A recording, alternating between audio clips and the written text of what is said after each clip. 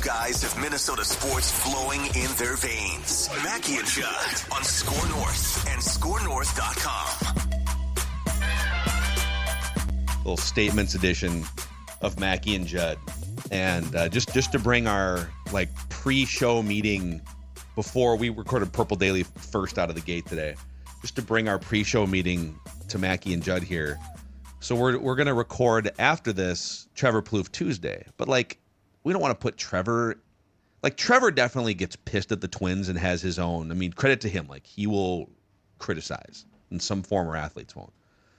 But I said to you guys, I feel like if we have major Twins venom after just another embarrassing loss last night, we should get some of it out of our system on Mackey and Judd. It's a safe space for us to just say what we need to, so that then we can let Trevor speak however he wants to. So I personally, therapeutically, have something I'd like to get off my chest, Twins related, here on statements. Okay. Do you guys feel the same level of pent up venom from another terrible loss last night? Embarrassing. Some of the headlines coming out. Do you feel the same way I do? So venom, I don't know if I have venom. I have more confusion. Okay. I think that's how I would phrase it. Confusion. Yeah. But that confusion, if I can use some Star Wars now, that fear and anger is going to now come out, and I'll probably, morph into Darth Vader and start an entire genocide against the galaxy. But you that's almost fine. went off yesterday a little bit and kind of reined it in. I feel like Dex is on the verge of. Yeah, yesterday I went off, and I got you defend Rocco a lot, and I do like Rocco a lot, but I also think that this is one of the more perplexing things that's ever happened in the Falvey Rocco regime. When I saw the news of the Rocco option year for 2026 being picked up, we don't know exactly when, but it's right in the midst of another terrible stretch. I saw red. I'm going to admit right now, I absolutely saw red. I ran Judd saw red on the group text thread, and then Dex, Judd's really mad when he texts me on the side with even more venom. Yep. That'll happen sometimes too. I'm like, oh man, this is what. And then this is we got to shield our guy Dex from this. Or Dex was in the press box. He didn't need to see that. But then I went to my Substack and spewed the venom because I was so. They don't know what they're doing. But anyway, that's how. So, okay, this first statement is I am going to present this via Legit Pizza. Pep's Legit Pizza is the only thing that can calm me right now. Throwback style, pizza parlor vibes. I had one of the 3 cheese ones a couple nights ago, and it was phenomenal. I think it was what did today say? Tuesday? It was Sunday night. We had a little Sunday night Pep's Legit Pizza in the Mackey's. Stone-baked cracker thin crust. We cut it into squares, and you just get that full Minnesota pizza parlor experience. You can find Legit Pizzas, Pep's Legit Pizzas, at a grocery store near you in the freezer section, and enjoy, for my money, the best frozen pizza on the market here. So my statement to you guys is I legitimately think we might be getting punked by the Minnesota Twins. That there's some early 2000s MTV reality angle to what's been happening the last 2 years in and around Target Field. I want to set the scene with some context here before I get to the heart of this. So, again, last night, the Twins get absolutely embarrassingly smoked. The Mariners are up 6-0 before you can even settle in with your Diet Coke and a hot dog at the ball game or whatever. And so they are now 3-14 over the last 3 weeks. They've only won 1 game over the last 2 weeks, and over this stretch, they've been outscored something by 65 runs. So that's kind of the current immediate state of where things are at. If you zoom out, here is a timeline of the Twins' activity as a franchise since winning that playoff series in the fall of 2023, where they had Twins fans, diehards and casuals, in the palm of their hand. People were pissed for years in and out, Target Field, right? Polads. A lot of that went out the window when they made that run in 2023, and that ballpark was packed. People were celebrating. We saw the numbers on our end, too, Twins fans flocking to content and podcasts, and it was celebratory. Even though they got bounced by the Astros, it was this feeling of finally the Twins are back. They're cool again. ownership immediately leaks that they're cutting $30 million from the payroll. The Twins carry a decidedly weaker roster into 2024, doing nothing to stoke the flames of excitement, despite renewed fan interest. On top of that same offseason, they play with their food on the local TV front, and on May 1st, hundreds of thousands of Comcast subscribers lose access to Twins games, cutting off your best marketing arm. The Twins then go 10-23 down the stretch of the 2024 season after having, I think, a 95% chance to make the playoffs at one point, maybe even higher. It might have been higher than that. Completing their second late season collapse in 3 years. And now in 2025, they're in the midst of the lowest attended season since 2000 at the Metrodome. A season in which Jay Cannizzaro was your starting second baseman. That was the absolute lowest point in Twins baseball history, was like the late 90s, post-Kirby Puckett, pre-contraction Twins, pre-Target Field. Your attendance is at the same point per game as it was in the year 2000 at the Metrodome.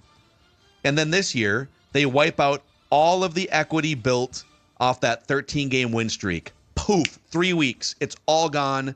You go from 7 games over 500 to 4 games below 500, and the players are openly griping about clubhouse culture.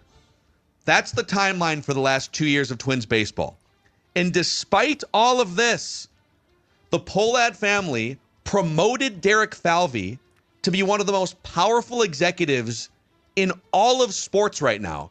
He's one of the only executives that runs the baseball ops or football ops or basketball ops and the business side that's not an owner. He is legitimately now one of the most powerful executives in the 4 major sports.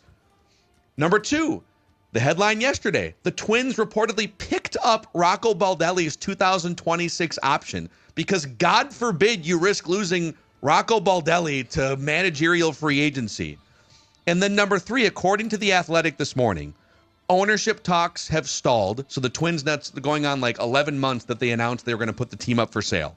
Ownership talks have stalled, and the Twins aren't willing to drop the $1.7 billion price. And to this point, a year in, nobody is interested in paying the $1.7 billion. We are getting punked by this baseball organization over the last 2 years. It is wild to me.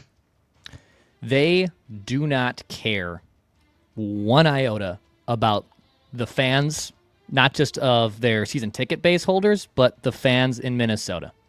I had a diehard Twins fan, a guy who I used to like kind of see around in high school that likes the Twin show, reach out to me and say, I love you and your show, but I think you're wrong. I think Minnesotans do care about the Twins, which I completely disagree with at this point.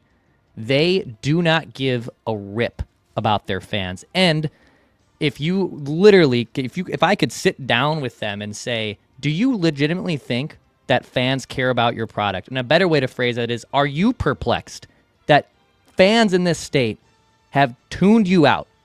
And then when you do moves like this, you extend the manager, who is the figurehead of it for right or wrong reasons. He is the guy, he's the central dude making the decisions of the last 6 weeks of last year and into this bad season this year. And you think the best move is to extend him during another putrid losing streak where fans are booing the team in the 3rd inning yesterday? I think it's baffling to me that the timing of this to me is just so confusing. On the Rocco thing, so it was reported yesterday by The Athletic that the 2026 extension had been, or option had been picked up.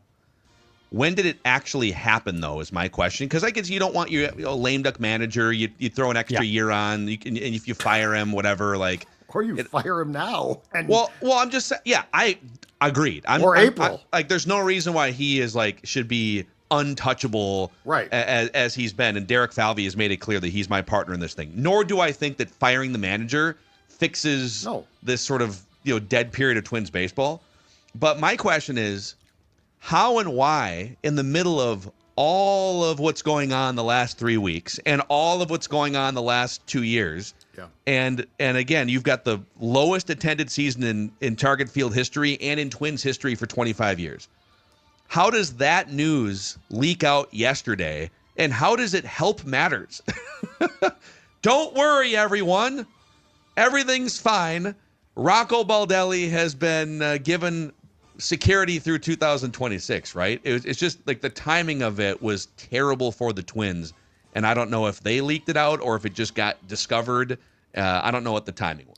Yeah, I think from what Dan Hayes at The Athletic reported was it was sometime between April and now. Like I don't know they don't know the formal date. The 12th win in that 13-game win streak. And to be honest, the justification of when it was picked up, if it was indeed picked up at whether that was April 10th or June 23rd, that doesn't really matter to me. That's an insane thing to leak out yesterday, and why should that be leaking out, I guess. And what are you doing? Like, why are you extending, or why are you picking up an option, period? Like, he is more fireable than he is extendable, which is what they essentially did. So I've talked about this too, and like we all have the same gripe. So I think the heart of this, what we are talking about right now, all three of us, is this. This is what happens when you don't have people in charge with any people skills, and they lack common sense. That doesn't mean they're not smart. There are very book smart people who have no common sense and lack people skills. Case in point of why I think that, two people. Number one, I know that his role was diminished as the years progressed, but I think we would all agree that Thad Levine had people skills. I think Thad would say, we don't want that out now. I think Thad would say, hey, we might want to think about this. And the reality is, he left, he's gone. Okay, who's standing in the train tracks of the Derek Falvey train saying, Derek, come on. Like, we have to handle this, because Dex is right. They would argue against this, but it appears, and they've given you every reason as fans to think this, they don't care about you. They don't give a damn. Now, they'll say, well, that's not true. And I'll say, okay, show me how that's not true. And then, a very smart guy, and I know that he was also involved in a firestorm of things at times, but Dave St. Peter, the president, who had a lot of people skills, who had a lot of relationships, he also, at a very good time, stepped down. And now you're left with Derek, who I think in some ways has strengths, but when it comes to common sense and when it comes to working and knowing how people need to be treated, I don't sense he's got a clue. And this is what happens. Now, the next question is, okay, that sounds great. Well, who's in charge of Derek? You want to talk about people without people skills? The Pohlads. So who is in charge of Derek Falvey? Who is going to Derek and saying, Derek, what are we doing here? Like, are you crazy? And unless they can prove otherwise, and right now they're not even trying, it appears the Pohlads are as checked out as ever. I don't think they care. I think that they would like to sell this team at their price. I think that there are things that we don't get about what the debt means to the sales price. I don't think the Pohlads know that when it comes out that the Tampa Bay Rays, God bless them baseball-wise, but when it leaks out that the Tampa Bay Rays are about to be sold for $1.7 billion, which is what the Twins want. This is a club playing in a terrible stadium that the roof got blown off and is now in a minor league ballpark in a city where they can't get a new park. The Twins have a beautiful new park, or it's 15 years old, but it's still beautiful. And you look like a joke. Like, how can you not be sold? I really think that their problems are obvious. What's so frustrating is, one, they're not fixing them, and two, Dex is right. It comes off like nobody gives a damn, and that's where the punk thing comes in. And there is, we kind of touched on this on the Monday Score on Our Twin show, but there is a pattern over multiple generations of Pohlad ownership. They are very hands off. They for years they hire the Terry Ryans and the Dave St. Peters to run, Jerry Bell before Dave St. Peter to run business ops and then baseball ops on the Terry Ryan side. Mm-hmm. And for a lot, and when things are going well, it's great because you've got people that are overseeing success. Where things have gotten really uncomfortable and awkward under Pohlad ownership is when it's clearly time. Like clearly the team is underachieving and fans are unhappy and ticket sales are down, and they like to keep the group together at the country club, whatever you want to call it. And it just becomes uncomfortable for them to sort of put their finger on the scale. I think it then comes off as if they don't care or they're disconnected. I don't think they like conflict. I think they would prefer to just hire people and let them run it. And I don't want to have to like come in and fire anyone because I'm uncomfortable doing that. Jim and Joe. And you clearly have a situation now where the fans are speaking, the team is underperforming, the market is telling you that your team is not even worth $1.7 billion, what the Tampa Bay Rays have sold for, and maybe it comes out at some point that someone jumps in and matches that. But to this point, it's been almost a year, and your house has been on the market, and the market is telling you it ain't worth the listing price. So it is. I don't know. I just felt like after seeing those headlines yesterday, it's like, what are we doing here, man? Right. If you could go back almost 2 years, and I don't know how you wouldn't have this foresight as an organization, PR, business, all of these things 2 years ago, to stop in your tracks and say, I know our instinct is to cut some payroll because we need to, quote, right size our business, to steal what Joe Polad said. But as you're in the micro trying to right size your business for 2024, what you really did was put a Grand Canyon-sized hole in the trust of your fans, in the product on the field, and you're seeing the result here. So, thank you for coming to my Phil talk. It is incredible. It's maddening to watch, too. But at least we have Carlos Correa pulling the coaches and front office aside to tell them what he thinks is wrong in the clubhouse and with the preparation. So at least we have that. We got clubhouse leader Carlos Correa to the rescue. And he did hit a home run yesterday, so that was nice. It was very nice. This is his fifth home run? Yep. First in almost a month. Sixth home run. Yeah, I think it had been 71 at-bats. I think his last one came against the M's at Safeco. So congratulations. That's awesome. Go Twins. All right, here's my statement. First of all, I would like to start this with a positive. I would like to offer my congratulations to the Oklahoma City Thunder and their fans. You won a championship. That is awesome. Congratulations. Now I would like to talk to the rest of the world and any OKC folks who have bought into this. Can we, for the love of God, stop with the talk of, is this going to be a dynasty? Or is this the makings? Or is this on the precipice? It used to be a dynasty, first of all, had to unfold. So, like, if OKC had 3 championships, we might start to talk about it. But dynasties were teams that ordinarily dominated decades. Not they won one, and then, like, go back.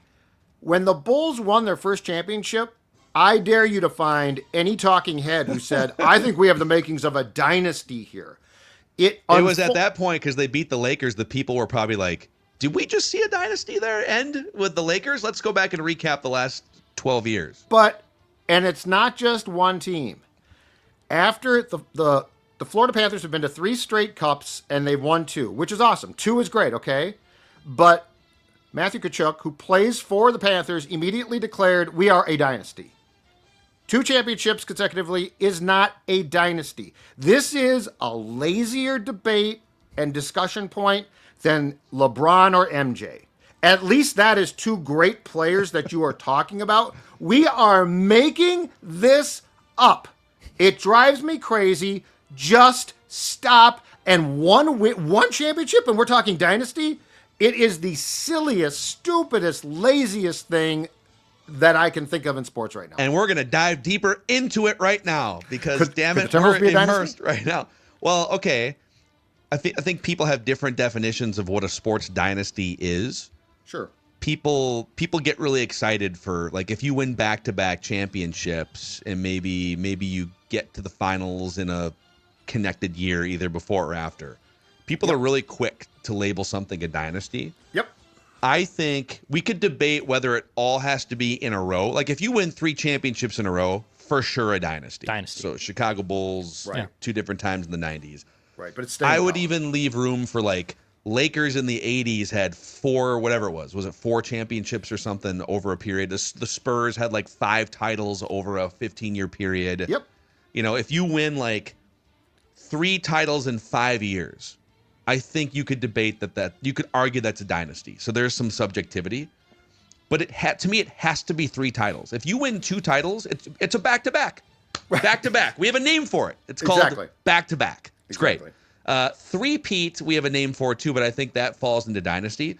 I think my hottest dynastic take is people labeled the LeBron, Chris Bosh, and Dwayne Wade Heat team a dynasty because they put the super team together and they went to 4 straight NBA finals. They won 2 of them. To me, that's not a dynasty. You need to if you're gonna go to 4, that's great. Correct. But then, okay, the Buffalo Bills went to 4. You have to win titles for it to be a dynasty. The Miami Heat won back-to-back. So if you're going to call that Miami Heat team a dynasty, are we calling the late 80s Pistons a dynasty? No, they won back-to-back titles. They came up 1 short of the dynasty. So Oklahoma City is at least 2 championships away from a dynasty. Yeah. I fully agree with Judd.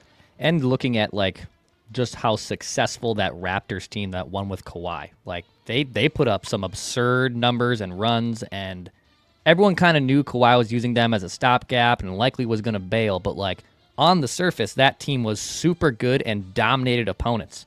And then Kawhi left, and Toronto has been pretty much terrible ever since. So I think we are also jumping the like, yes, I do think OKC is on the precipice of something special here, but it's 1 championship. And unfortunately, I don't mean to will this into existence. NBA stars are dropping like flies with Achilles heel injuries right now. It takes 1 slip up on a November game to ruin that chance of having a dynasty. So I think we're premature in that. Totally. Yeah. Totally. So so it either has to be 3 titles minimum, and then we can have a discussion about the context. Correct. Right? If it's 3 in a row, you're in. It's a dynasty. Yes. If it's 3 over 5 years, 3 over, like the Giants in baseball won 3 every other year. Yep. So it's 3 in 5 years. I'm willing to call that a dynasty. That's a dynasty. Yeah. I feel like you know a dynasty when you see it, but now we're just forcing it. Yep. Mm-hmm. Like if the Florida Panthers win another cup, yes. Also, I agree. If you go to 3 consecutive championships, but you win 2, you are not. I don't see how you can call a team a dynasty that wins like back-to-backs and makes a 3rd appearance but doesn't win that. Got to win it. Got to win that 3rd one. A ring. Before Declan completes the dynasty of statements here on Mackey and Judd, let's talk about Meadows at Mystic is a dynastic golf course in the South Metro. Yes, it is. Meadows at Mystic Lakes, one of the best golf courses around, and let's just say, and might segue into one of my statements here later on, I wish I was playing at the Meadows at Mystic Lake this weekend because it's a beautiful course that's paced appropriately and has great carts and has a lot of great amenities inside of it. So you can book your next tee time by going to golfthemeadows.com. Send us a screenshot there from the tee box or from the green. Go to golfthemeadows.com to book that next tee time. Also, MSP Plumbing, Heating, and Air Conditioning here to help the audience, Judd. Yes, and a very important conversation when it comes to these things is trust, right? It's the trust that they are going to take care of your home, keep it comfortable, especially at a time of the year when, as we learned on Saturday and Sunday, it can get very, very hot. MSP to the rescue. They are going to help you beat the heat. They are going to keep your home comfortable. Their $49 AC tune-up is a no-brainer for peace of mind. And if your AC was not working efficiently over the weekend, you know how important it is to get it going. Also ask about their Total Comfort Club membership because they will take care of your systems all year long. Give them a call, 651-615-4292, or check out their website, callmsp.com. Call MSP.com. A peace of mind for plumbing, heating, and air is necessary, and that's why MSP is should be your first call. All right, so there could be a whole episode of the 3-night bachelor party I experienced. I stayed mostly hydrated. There was a mid-evening nap involved for me to keep going. 3 nights in general, a little too long for a bachelor party, and at this point in my age, it's aggressive. I had a great time. I got to see friends that don't live here, so like I love spending time with my friends. That was the best part of it, obviously, and celebrating the groom to be. But is this like a Thursday, Friday, Saturday night situation? It's way too yeah, much. I got Holy up. cow, I got up dude. there Thursday at about 6 p.m. is where I was. I was in northern Minnesota, and then left at like 11 a.m. Sunday. About a 2-hour drive. Oh, And Yuck. just enough. 2 hours is just enough in that state to be. It's a rough drive home. Yeah, Rough drive home. I have takes, but I want to hear what your statement is. But I'll say this one because I just referenced the great golf course, the Meadows of Mystic Lake. My statement is small town golf courses should not house bachelor parties. We played an unnamed course for back-to-back days, and on Friday, it was a 5.5-hour round of golf. oh my God. 5.5 hours. I have never experienced a round that long. Well, you're blaming the golf course? I'm blaming everything involved. I'm blaming the groups that were there. I'm blaming the golf course too. The pace. It was What's the awful. course's culpability? Well, if they stack tee times too close together, Yeah. if it's like every 8 minutes instead of every 10 And minutes, then- they're trying to make money in the summer. It's a short golf Plus, season. where they are at fault, It's like Phil's is golf course. at the turn. There's 1.5, like one person basically taking drink and food orders, and there is the entire place is packed. Not just with our groupings, the entire golf course. They ran out of golf carts at this place. They ran out of golf carts. Wow, we're just throwing this whole golf course. I would throw the group under the bus and say, did we need 2 days of golfing on this? Did this bachelor party need 3 nights and 2 days of golfing? Or could this have been condensed into perhaps 2 nights, maybe 9 holes? Also, 18 holes? How many guys were on this trip? 13. No, there needs to be a bachelor party planning service here. 13 guys, 18 holes, 2 different days. Yep. That's too much. It's a lot of golf. Listen, old Macadac could have told you bachelor party experience. 9 holes is plenty because then it's 2.5 hours. And 2 nights is going to be the sweet spot there. Maybe even, I would even argue 1 night if you get in kind of early. 2 is and, fine, you know, yeah. do it. But like I I 2. could see the 2 depending on how close the group is. Feels like a combination. And by the way, it's like middle of summer. People are going to be jammed on the golf course. It's Yeah. a weekend. Yeah. This feels like misplaced rage here at this poor golf course. Can I express some disappointment in my sports son, Declan? How were you not one to load up the outside of your golf bag with beers? Because I'm a good boy and I support my local golf courses with their. But you hate these people. It's clear you already turned on them. You can't stand them. I had never played this course before. Dude, I had no feel like you were not prepared. expectations. I feel like I prepared you for life, and you were not prepared. No, I actually You gotta and have I that beer in there so you can. no, it kind of bugs me sometimes when people bring in stuff because these golf courses, in my opinion, need their support. So I strongly disagree. Golf You're mad at courses the golf need your course. support. But you're mad at the golf Declan course. is savaging this Yeah, golf But course. you're I am mad at the savaging the golf horse. course. I'm not bringing my own beers. That's fine. But My God, when did you become so ethical? This golf course is just trying to get people teed off every 8 minutes instead of every 12 minutes to fit a couple extra groups out there. Trying to stay open long term. If they have one and here person, comes a belligerent 13-person bachelor party. Not 1 day, 2 days. if they have one person at the turn, guess what? They don't want your money. They want to screw you. You should have had beers in your bag for yourself. By the way, don't share them. And those beers could have then helped you when everybody else was in this line. So you got to be prepared for stuff. Always be prepared at a party with alcohol. Boy. well, that part was no problem. No, Being I'm prepared saying with alcohol. everywhere, though. Everywhere. If you're going on a bachelor was- party, you got to have all preparations. Aside from, don't put it in the car, of course. That's a bad one. But in your golf bag, like one person is ridiculous. It's not their fault, but I feel like you were not completely prepared. Does anyone ever get done with a long bachelor party? I won't speak for bachelorette parties. Maybe it's a different vibe for the 6% of women that listen to this podcast. But I've never once gotten done with a bachelor. You go in with high hopes and you're there to support your friends and whatever. I've never gotten done with a bachelor party and thought that was 100% everything I thought it was going to be. It was great. I feel great. Everything was great. I always feel like it was like a day too long. or like an hour. How too was far. Doogie's? It's funny. Doogie's was one of the best I've ever been to. Yeah, it sounded awesome. We went to Chicago for 2 nights. Yeah, I can't find my invite still to this day. Oh, yeah, because you're Mr. Social. Yeah. I would have gone haven't been to on a Cubs game. Probably haven't been on a plane since before Doogie got married. But I think because it was everyone going to Chicago and it was like 15 different guys, and it was there's a couple different things. Hey, there's a Cubs game on this day. There's dinners on these nights, but there's like long periods where you can kind of do whatever you want. Portions of the group will break off, go over here. If you're trying to keep everyone together, and then we're gonna golf, and then we're gonna go to dinner, and it's like 3 days. It just, I don't know. For me, it becomes a lot. It's a whole thing. It becomes very stressful. Yeah, I mean, I get it. It was fun. I had a great time. You definitely, I think, by the end of it, are ready to go home. Like some of the guys wanted to go grab lunch at like a stop, and I was like, "There's no shot. I love all you guys, but I need to go home. Like I need to go home. I need to leave. I need to be in my bed or couch with Gatorade and my dog. I need to relax and get out of this. I need to go home." It was a good time. I'm glad I did. I have no regrets about what I said about that golf course.